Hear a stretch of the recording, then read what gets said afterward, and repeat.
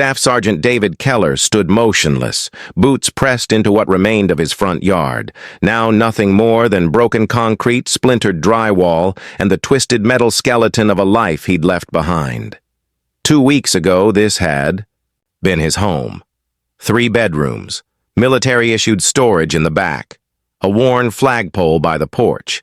It was modest, but his. Paid with blood, sweat, and 15 years of sacrifice. Now, gone. No fire, no flood, no natural disaster. The Homeowners Association had demolished it. The first call came while he was deployed, midway through a joint operation in the Middle East. He hadn't even recognized the number at first. Mr. Keller. This is Hickory Ridge Property Services. We regret to inform you, your property has been deemed non-compliant and removed. He thought it was a prank, until the photos came, drone shots, time-stamped, where his home once stood, just rubble. No warning, no court hearing, just obliteration. When David returned to the States under emergency orders, his cousin Michael met him at the airport. The first thing Michael said was, "I tried to stop them. They wouldn't even talk to me." Michael had been house-sitting while David served overseas. He'd kept the lawn mowed, paid the HOA dues, cleaned the gutters. But in April, a notice came. Unauthorized structure in backyard. The structure? A military storage unit for gear and documents required by his clearance level. Then came the second notice. Violation of neighborhood color scheme. House exterior not pre-approved. David had chosen a muted desert tan, standard issue from base housing palettes. No bright colors, no flags, no murals, just neutral. The HOA board labeled it non-compliant camouflage. By the third notice, Michael had filed appeals, called 3 times, emailed twice. No reply until the bulldozers arrived. David didn't scream. He didn't throw fists. But as he stood in the flattened dust of what used to be his living room, one thought sank deeper than rage. They didn't make a mistake. They meant to do this. He confronted the HOA president 2 days later. Marcia Temple, a woman who'd never served a day in uniform, but talked like she commanded a battalion. "You built an illegal shed," she said flatly, flipping through her clipboard. "And we had complaints about the color. You were warned," David replied, voice cold. "You tore down my home while I was serving overseas." Marcia didn't flinch. "We followed protocol." "Which protocol?" he asked. "The one that skips court orders and destroys a veteran's property without a warrant?" She sniffed. "You should have read the bylaws." The next day, David met with a lawyer. The lawyer raised an eyebrow after reading the file. "This isn't just overreach, this is criminal." But there was a problem. The judge assigned to the district? His sister sat on the HOA board. The case was dismissed within a week. That night, as David sat in the ruins of what was once his home, with only moonlight and memory, something inside him finally broke. Not his spirit, his restraint. He made a call to base, spoke to a contact in the Army Corps of Engineers and said just 7 words. "I found your next training ground." "You serious?" Captain Ramirez blinked twice across the desk, barely hiding his grin. Staff Sergeant David Keller nodded, arms folded. "I'm not asking for revenge, I'm asking for a target."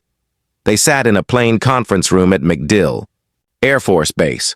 On the table between them, blueprints of Hickory Ridge's HOA Clubhouse, specs for the nearby terrain, and a request form labeled Live Breach Training Environment Request. Urgent. Ramirez tapped the form. "This is unconventional. You want the Army Corps to use civilian property for demo exercises?" David shrugged. "Technically, it's decommissioned." Ramirez chuckled. "You're insane." David's eyes darkened. "They leveled my house while I was halfway across the world killing bad guys. I came home to a crater, and the only thing that matters to them is their color-coded fences and uniform grass height." Silence. Then Ramirez leaned forward. All right, Sergeant.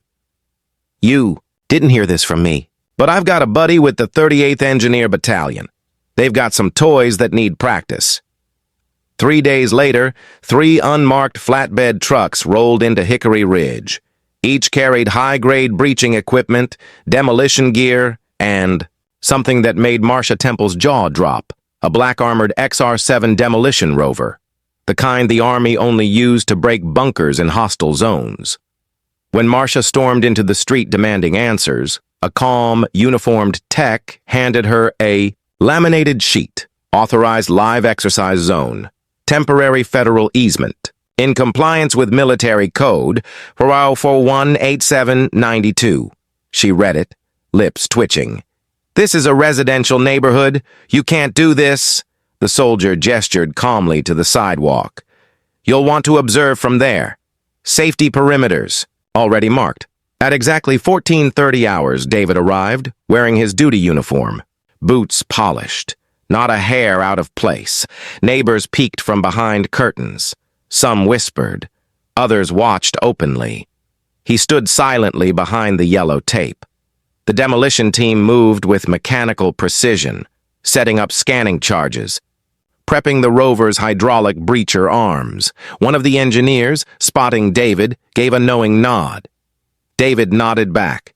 Then he saw her, Marcia Temple, standing like a stone idol behind the garden gate, arms trembling with rage. "You'll pay for this," she hissed. David didn't even look at her. "Should have painted your clubhouse tan," he muttered. The explosion was surgical. No collateral damage, no injury, just controlled fury as the east wall crumbled with a concussive boom, sending bricks skyward and smoke rolling like a storm cloud across the lawn, the sign that once read Hickory Ridge Homeowners Association. Eastern 1998 was now half buried in the rubble. The XR-7 wheeled back, systems cooling. Mission complete.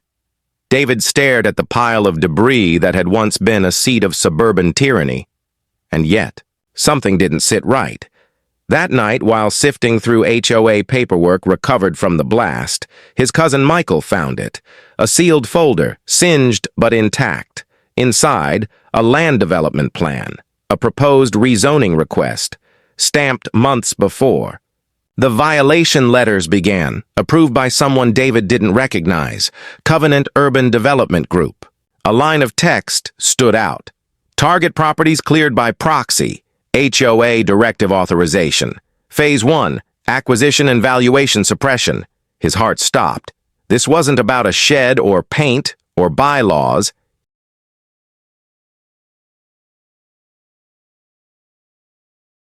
David stared at the folder again. Covenant Urban Development Group.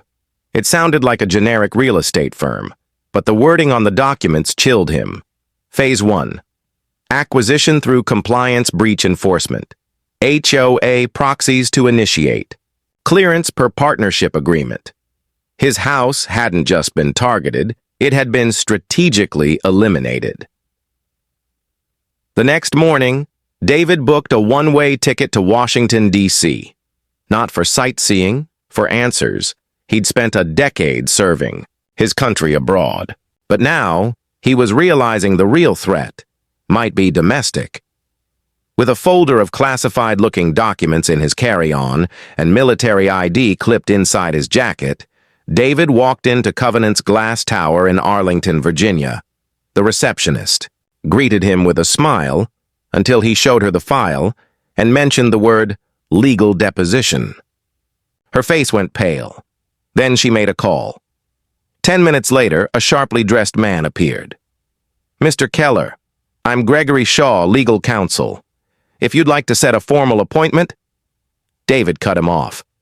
"You demolished my home through a fake HOA clause and called it procedural. I'm not here for an appointment. I'm here to know who signed the order." Shaw's smile was thin. "You'll need to speak with..." "Who signed it?" David's voice dropped. The room felt heavier. The lawyer hesitated, then nodded. "Come with me." On the 29th floor, the walls were darker. Quiet. They entered a conference room with one occupant. Vanessa Lang, Covenant's Executive Vice President of Development. She didn't stand, didn't blink, just said, "We weren't supposed to meet, Mr. Keller." David pulled out the photos. "You used HOA rules to force people out of their homes." She replied evenly. "You signed into the HOA when you bought the property. That's public domain enforcement. You didn't read the fine print." "It was done while I was serving." Lang didn't flinch. "That wasn't our concern. We target undervalued properties. Yours was on the list." David stepped forward. "You used federal-sounding documents to mask private demolitions." Now she smiled. Chilling. Cold. "That's the genius of it, Sergeant. A community compliant enough will enforce its own removal. We just nudge the process." David's fingers curled into a fist, but he didn't punch. He pulled something else from his pocket. A mini recorder. "Thanks for your honesty." Lang's expression cracked. "For just a second." "That won't hold up in court." David nodded. "No, but it'll go viral online." He turned and walked out. For the first time, Vanessa Lang stood up. "If you go public with this, your military career's over." David didn't stop walking. "Then I guess I'm finally serving my country." That night, the video leaked. Redacted. Documents. The recorded confession. The demolished home. The blasted HOA Clubhouse. Within 24 hours, hashtags were trending. Vets vs developers, HOA hit job. Covenant exposed, cable news picked it up. So did Congress. Suddenly, Covenant Urban Development had more than HOA meetings to worry about. They had Senate hearings. But David wasn't done. Because hidden at the bottom of the rezoning map, in tiny legalese, was another name. Not a company, a person. Site approval, Mayor Douglas Kearns, Palm County. He whispered the name like a curse. So this goes all the way to City Hall. Back in Florida, Palm County's City Hall stood like a marble fortress, all grand arches and red brick arrogance. Inside, Mayor Douglas Kearns paced the length of his private office, phone glued to his ear. "What do you mean he went to the press? Who gave him access to Covenant site files?" He stopped at the window, staring down at the quiet streets. Of Hickory Ridge, barely visible in the distance, a voice crackled on the line. "The sergeant has traction. The video's gone viral. Lang's statement is everywhere." Kearns cursed under his breath. "Handle it. Quietly." Meanwhile, David stood at the gate of his old neighborhood, watching a news van set up for a live report. The rubble of his home had already been fenced off by police tape, but it didn't matter anymore. This wasn't about rebuilding a house. It was about exposing the entire system that leveled it. Michael handed him a tablet. "Check this out. More veterans are coming forward. One guy in Colorado had his home foreclosed while deployed. Another in Texas. HOA fined him into bankruptcy." David read quietly, then said, "It's not a coincidence. This is coordinated. They're targeting military homes." Michael frowned. "Why?" David's jaw clenched. "Because most of us aren't around to fight back. We're overseas, trusting our homes are safe.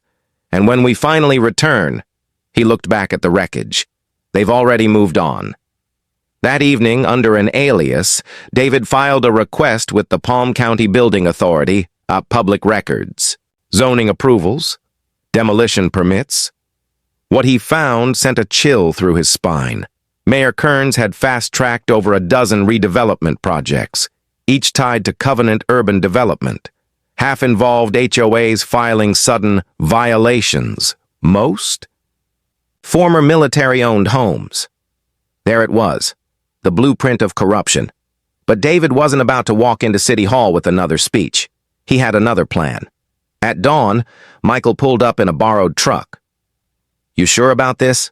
he asked. David checked the duffel bag at his feet. "It's time they got a taste of unexpected force." Michael blinked. "We're not doing anything illegal, right?" David smirked. "No, but we are going to bend the law hard enough for it to scream." That day, Mayor Kearns arrived at a ribbon cutting for a new city-funded development, a revitalization project that, on paper, looked like community outreach. But on the podium, standing beside him, was someone he hadn't expected. Staff. Sergeant David Keller, wearing his full-dress blues, holding a microphone. The mayor's smile faltered. What the hell is he doing here? The press turned as David began speaking. My name is Staff Sergeant David Keller. While I was deployed overseas, the Hickory Ridge HOA, backed by Covenant Urban Development, demolished my home illegally. And the man standing beside me approved it. Gasps rippled through the crowd. Cameras pivoted. The mayor's face turned white. This land, David continued, was cleared using fake violations. No warnings, no appeals. All rubber-stamped by Mayor Kearns. He turned, staring at Kearns. So tell us, Mayor, how much did they pay you for your signature? Kearns stumbled backward. This is a stunt. You have no... David held up a document. Federal authorities do, and they're listening. Right on cue, 2 FBI agents stepped forward from the crowd. Badges out. Mayor Douglas Kearns, you're under investigation for conspiracy, fraud, and abuse of power under Title 18. Kearns tried to protest, but by then, microphones were everywhere. Flash bulbs flared. The crowd had already judged him, and as he was led away in cuffs, David looked to the side of the stage, where a familiar face was watching. Vanessa Lang.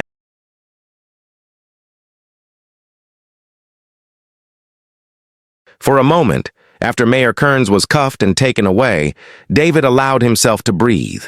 It was a small victory, a public takedown. And yet, Vanessa Lang hadn't flinched. She just stood there, silent, calculating, untouched. By the time David turned to confront her, she was gone. Not in the crowd, not in her car. Vanished. That night, David returned to Michael's apartment, exhausted, but restless. His phone buzzed. Unknown number. He tapped it, listened.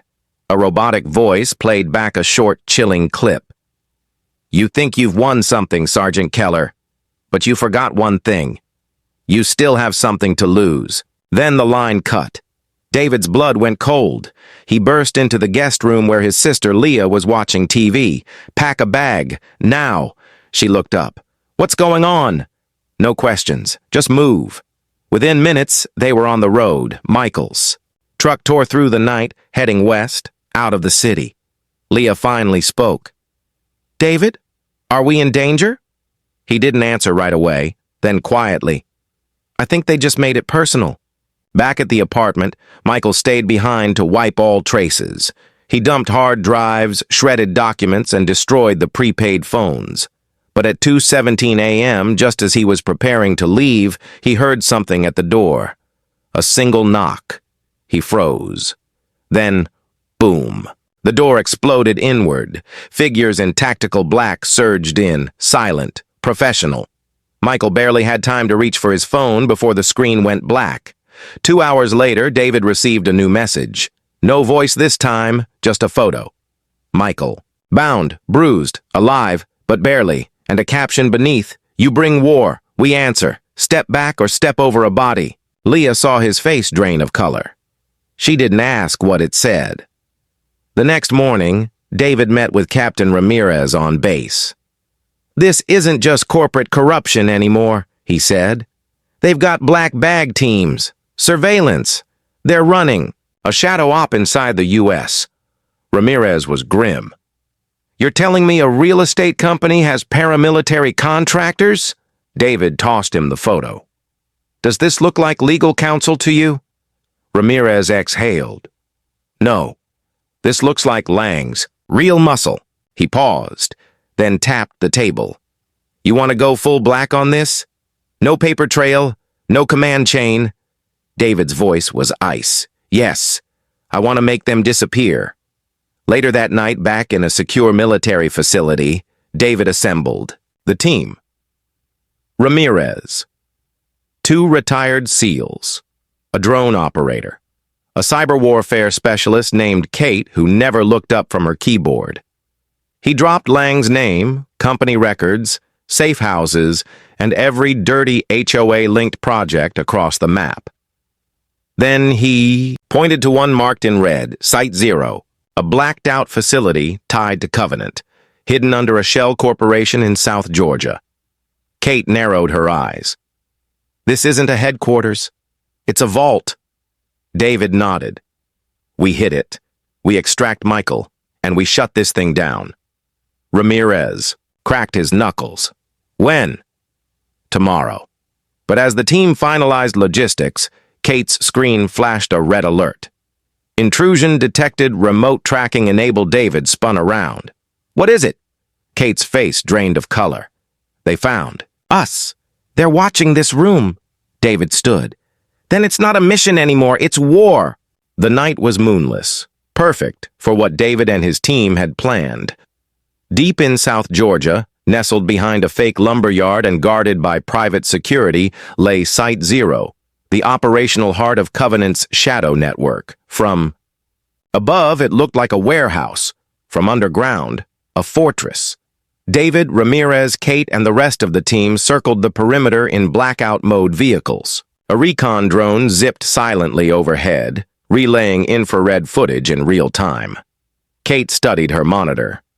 4 guards on the eastern side, thermal shielding on the lower levels. That's where they're keeping prisoners.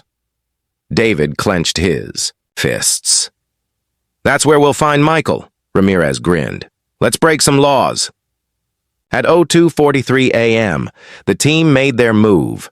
Ramirez and the SEALs scaled the south wall, breaching through a supply door with precision thermite. Kate jammed all outgoing comms.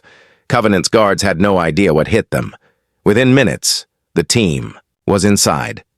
Clear corridor. Left wing, down, whispered Ramirez over comms. They moved like shadows, each turn more suffocating than the last. Rows of soundproofed rooms, glass-walled server hubs humming with stolen data, and one locked door marked simply Level 3, authorized personnel only. Kate bypassed the lock. Inside, a cold, sterile chamber. And at the center, Michael, strapped to a chair. Unconscious, bruised, IV lines feeding into his arms. David rushed to him. Mike! Hey, Mike, wake up! No response. Kate scanned the medical rig. He's been drugged. Mild sedatives, adrenaline inhibitors. Somebody wants him silenced, not dead, Ramirez shouted. We've got movement. Cameras just rebooted. They know we're here. Suddenly, boom! The wall behind them detonated inward. Armed Covenant mercs flooded in. Black helmets, suppressed. Rifles, military formation. David tackled Kate and dragged her behind cover. Move! Go dark! The SEALs fired back, expertly picking off targets as sparks and alarms filled the air. David slung Michael over his shoulder and sprinted for the side hallway. But just before escaping through a rear door, a bullet clipped his arm. He stumbled. Then, Michael stirred, eyes fluttering open. David? Yeah, David winced. You're safe. We got you. But Michael suddenly pushed off of him and stood up, steady, clear-eyed, not drugged, not broken, not kidnapped, just watching. You weren't supposed to come here, David. David froze. What? Michael exhaled. I told them you'd be relentless, that you'd chase it down, that you'd risk everything. David stepped back. You're working with them? Michael looked away. No. I'm working for something bigger. You're thinking small. HOA corruption. A greedy developer. But this is a national trial run. Land control. Surveillance zones. Civilian data harvesting. This was never about you. Or your house. David's voice trembled with rage. You let them demolish my life? Michael nodded. Because you wouldn't shut up. You wouldn't play along. You could have had a seat at the table, David. David clenched his fists. Then this ends here. Suddenly, gunfire erupted again. Ramirez burst into the hallway. Extraction windows closing, move! Michael stepped into the shadows, disappearing. Into a side door as Covenant reinforcements swarmed in. David didn't follow. He escaped with the team, his arm bleeding, his trust shattered. Back at the safe house, Kate stitched David's arm. "You okay?" she asked. David didn't answer, just stared at the floor. He'd gone to rescue a friend and found a traitor. That night, a new video surfaced on the dark web. Michael, standing behind a Covenant insignia.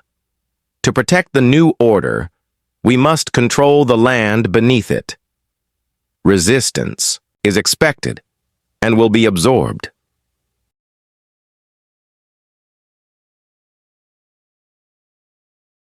Sunrise came like a warning flare. Across TV channels and social media feeds, a coordinated press release hit the nation. Air Force veteran David Keller involved in domestic terror raid, suspected ties to anti-government group. Photos of David, in uniform, in combat, even standing beside Mayor Kearns during the protest, were edited to look menacing. Fox, CNN, local affiliates. They were all running the same script. David sat frozen, watching it unfold on a dusty motel TV off I-75 Ramirez. Paste. They flipped it. Turned you into the villain. Kate muttered, "They've got media contacts deep in the machine. Covenant's rewriting reality in real time." David's jaw tightened. "Then we beat them with what they can't control. Truth." Meanwhile, back at Site Zero, Michael stood in a boardroom surrounded by Covenant executives. Vanessa Lang sat at the head of the table, sipping black coffee. "You played your part beautifully," she said. Michael didn't smile. "He'll come. For me?" Vanessa shrugged. "Let him." "But now he's a ghost. A rogue soldier. No jurisdiction, no allies, no voice." A smirk curled at her lips. "And when we break him, the rest will fall in line." Back on the run, David, Ramirez, and Kate moved into a new safe house, a burned-out church turned underground hacker lab owned by an old military contact of Ramirez's, Emerson Wade, ex-CIA tech operative turned full-time government leaker. Wiry man in his 60s with nicotine-stained fingers and a perpetual scowl, Wade didn't believe in handshakes, only leverage. "Why should I stick my neck out for you?" he asked David. David handed him a flash drive. "Because you hate corruption more than you like breathing, and this has your name all over it." Wade plugged it in. Within seconds, his screen lit up with data dumps. Internal HOA emails, demolition schedules, black site invoices, and most. Damning. Financial transfers from Covenant Urban Development to municipal election funds across 6 states. Wade whistled. "Holy hell. They're building a private empire." Kate pointed to one folder. "These were the backup files Lang kept off-grid, the ones we barely downloaded during the Site Zero breach." Wade leaned forward, eyes alive now. "You give me 24 hours. I'll bury them in so much scandal the FCC will beg for a reset button." David smiled. "Make them burn." But David knew it wouldn't be enough. Lang wouldn't break from exposure. Michael wouldn't stop because the truth came out. This had to end from the inside. Later that night, David received a private message on an encrypted app. No name. Just coordinates. A burner phone followed, dropped in a dead drop spot only the Air Force Intelligence Unit would know. Kate looked at it. "Trap?" David shrugged. "Maybe, but it's my only lead." He took the phone and drove alone. 3 hours, north into the Appalachians. Fog clung to the trees. No signs. No cars. Then, in the clearing ahead, he saw a figure waiting. It was Leah, alive, unharmed. Eyes wide, she ran to him and whispered, "He's not who you think." David blinked. "Michael?" Leah shook her head. "No. Lang. She's not running. Covenant." A pause. "She's following orders." David froze. "From who?" A second figure stepped out of the shadows. Gray suit, mirrored glasses. General Foster, a Pentagon name David hadn't heard in years. "Nice to see you again, Keller. We have a bigger problem." David hadn't seen General Foster in 6 years, not since Kandahar. Not since the mission that never made the books. Back then, Foster was a straight-line, cold-blooded tactician. Now, in a spotless suit and polished boots, he looked more like a politician than a warrior. Leah stood back as the men stared each other down. David was first to speak. "Tell me this isn't what it looks like." Foster adjusted his glasses. "That depends." "What does it look like, Sergeant?" David stepped forward. "That you're pulling Vanessa Lang's strings. That you let them demolish homes, cities, lives, all under the pretense of urban renewal." Foster didn't flinch. Not pretense. Preparation. He motioned for David to walk with him along the forest path. The sun had started to rise. Light filtered through trees, golden and gentle, a stark contrast to the tension in the air. Foster spoke, quietly. "The American infrastructure is dying. Cities bloated, resources strained. Civil disorder is one blackout away. We needed a solution that wasn't buried in red tape." He looked over at David. "So we tested. We used HOA zones as control environments, surveillance, land rights, rapid response. Civil obedience through structural pressure." David's fists clenched. "You leveled my house." Foster stopped. "Because you wouldn't stay quiet. You kept digging. You were dangerous, but also useful. Which is why I'm giving you a choice." He handed David a thin silver case. Inside, a new identity, federal credentials, and a black ops clearance code. "Come back in. Lead the internal operations. We scrub the public threat, expose Lang as the fall girl, and you get your life back. More, even. Power. Purpose." David stared down at it. He could feel Leah's eyes on him. Foster continued.